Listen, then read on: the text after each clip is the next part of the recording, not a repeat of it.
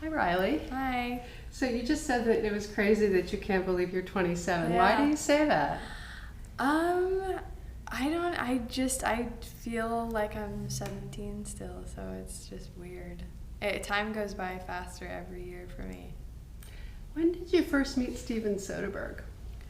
I met Steven on Magic Mike.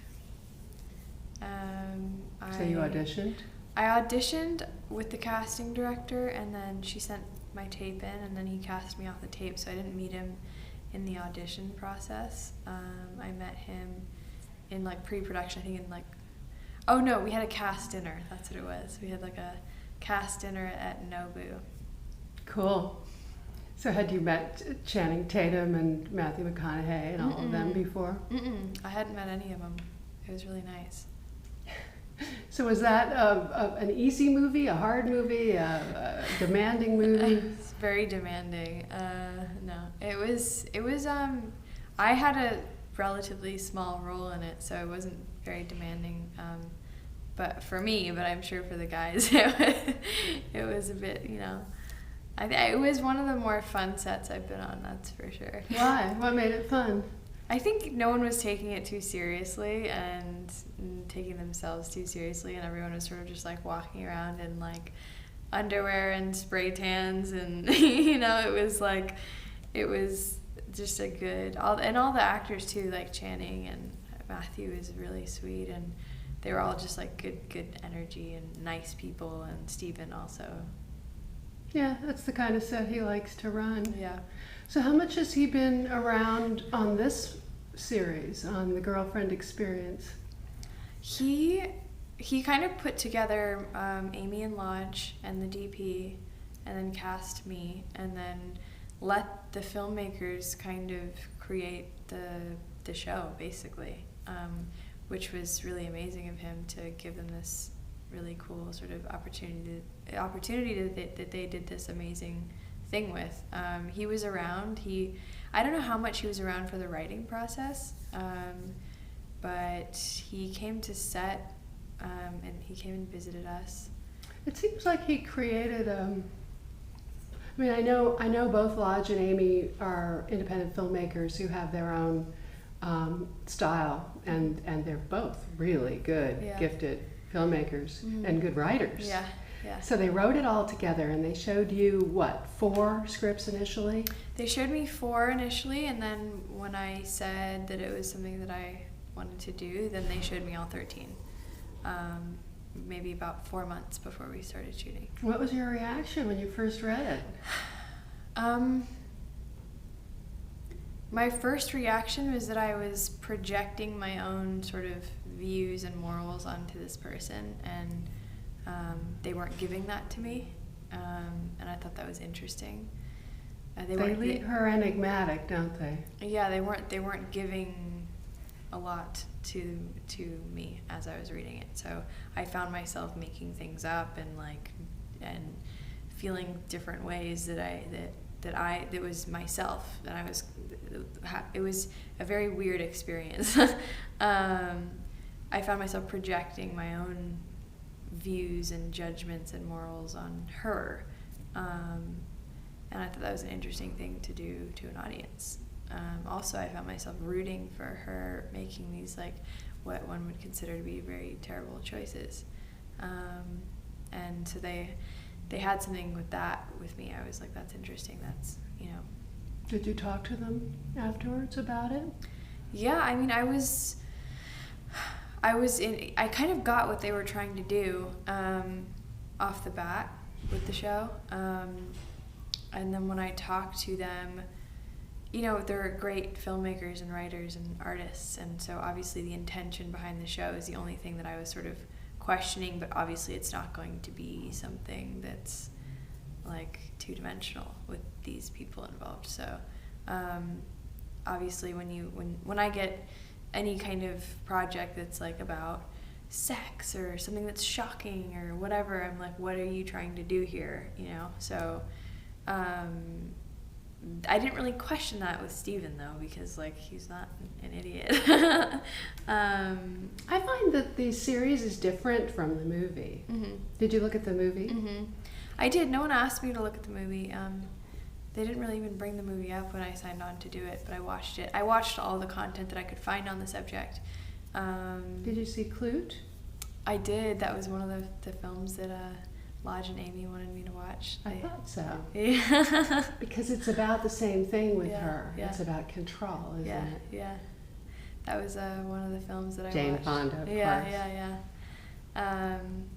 That was Lodge and Amy gave me like a little list of films to watch. What else? Oh my gosh, I can't even remember. I don't remember what was on there because I'd seen all of them already. I hadn't seen Clue. It was a lot of 70s kind of strong, powerful women performances. So what's interesting about her is that she's very smart. She's in law school, Christine, your character, and she's not making enough money because she's interning at this law firm. And her friend, played by the great Caitlin Schell, who I adore, who works with Amy, sort of lures her into this universe. And what fascinated me was you do show her reacting a little bit at the beginning when she first opens the envelope and sees the money, and when it starts to dawn on her what her friend is doing. What do you think attracts her to this world? I think it's a mixture of things. I think that, we established that she likes sex, and kind of no nonsense one night stand type of sex without involvement. Exactly. And then also, you see that she's bright, she's got a career in front of her, and I think that she's intrigued by it, and I think that ultimately it comes from a place of control, and I think she ends up seeing that very quickly that the effect she can have on men, and that whole situation and how much power she could get from switching to that field out of the law, switching from law, and money. I think there's lots of different things. I think it takes a specific type of person to kind of enter a situation with a man that you don't know and probably like have sex with them the first night of meeting them, and I think it was sort of exploring who is that person, like what is it that person enjoys, and from talking to people and developing who Christine is, like it's lots of things, like the thrill of like it's a scary, it's kind of it's a thrill for them, I think, and for her, and it's I think she just very quickly realizes that it's something that she can have a lot of control over.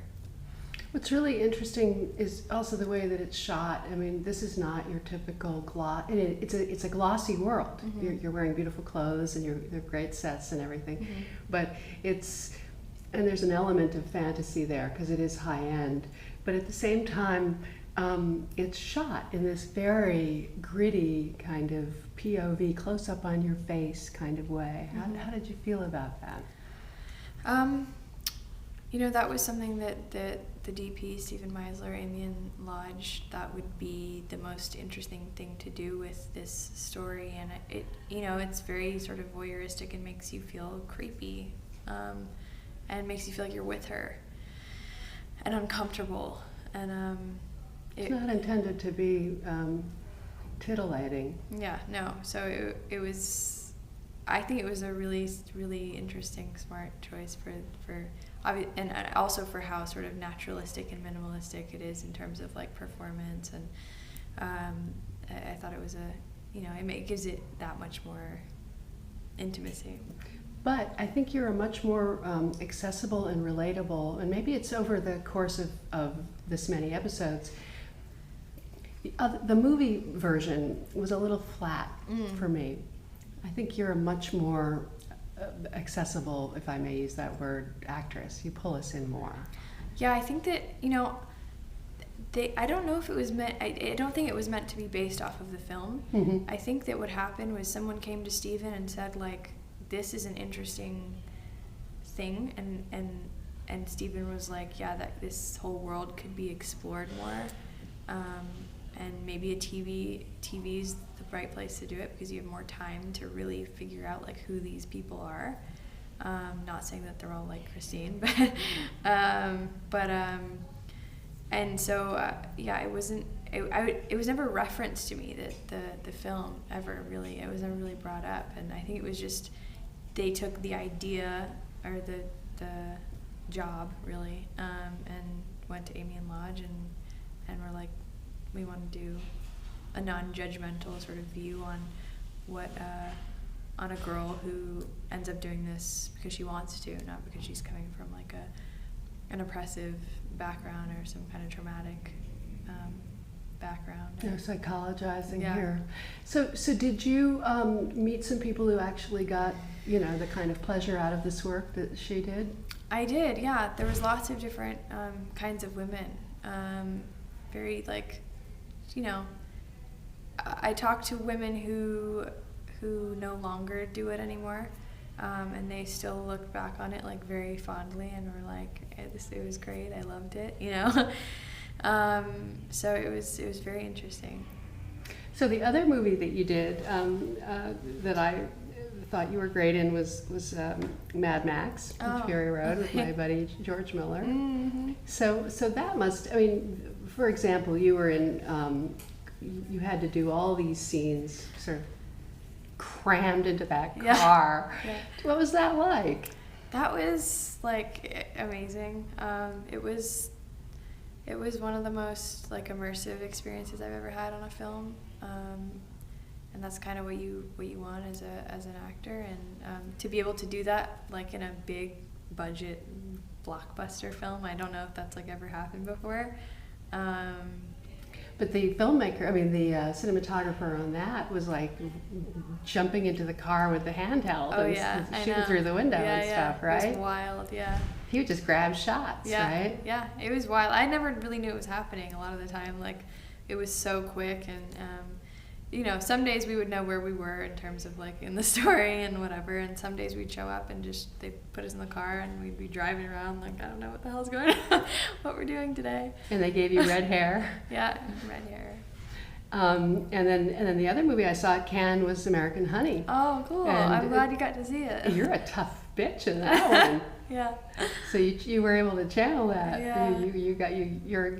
There's some range here. Some rage. Range. Oh, some rage and rage. Yeah. Yeah. So what was that like working with Andrea Arnold? That was another very, very immersive experience. Long time you were on the road with that, Mm-hmm, right? Like schlepping from location to location. Yeah. No one knew exactly like where we were going, or really what was happening, or anything about the movie really. So it was wild. Were you improvising a lot? No, we weren't improvising, but we didn't have a script, so we'd get our sides like the night before, or sometimes hours before.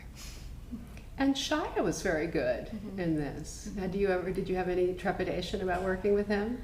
No, I'm pretty down for whatever. It was a wild time. It was like very intense, and I think we all sort of came out the other end very proud of ourselves. What made it intense? Explain that. It's very hard to explain because there's a lot that made it intense. It was kind of as real as it gets, I guess. So intense in the sense that you had to prepare very quickly every day on the run. Is that part of it, or that you were shooting so much every day? It was just a very, very real situation. Like it was. I don't want to say too much because it's like super special to all of us, and like I don't want to talk about it too much because I know Andrea didn't want us to also. But it was just. Did you go to Cannes? Yeah. What was that like for you? It was amazing. It was my first film in competition, so it was like. You went up the red carpet. Yeah. And got awesome. your picture taken. Yeah. So there has to be a first time. Yeah, it was great. It was, and to have that film be a Cannes was just like very special. All right. Well, we've seen it now. We know we understand what's going on there. Now, there's another movie that you made that's coming up. So you're going to work with Soderbergh again. Mm-hmm. That hasn't happened yet. Lucky Logan, is that what it's called? Mm-hmm. I think. So he's, he likes you. Yeah, apparently. So what can you tell us about that? Anything? I don't know that much more than you would know, to be honest with you. I know that I'm gonna show up, and it's probably gonna be a exciting adventure. Well, you've got Channing Tatum again, Mm-hmm. which is one thing, and Daniel Craig. Yeah, I don't know. Like, I keep hearing different people are in the film, and I don't know what's true or what's not true. So you haven't seen the script yet? I have seen the script. You're tough. You are tough. All right, and then there's The Discovery, which is in post now with a Netflix movie that Charlie McDowell directed, who's a very talented guy. Yeah. I liked his last film. Yeah, he's amazing. What are you doing in that one? That one is about this guy who sort of scientifically proves that there is an afterlife, and then sort of the repercussions in the world and his family. So you're in demand. Well, congratulations on everything. Thank you. Thanks so much.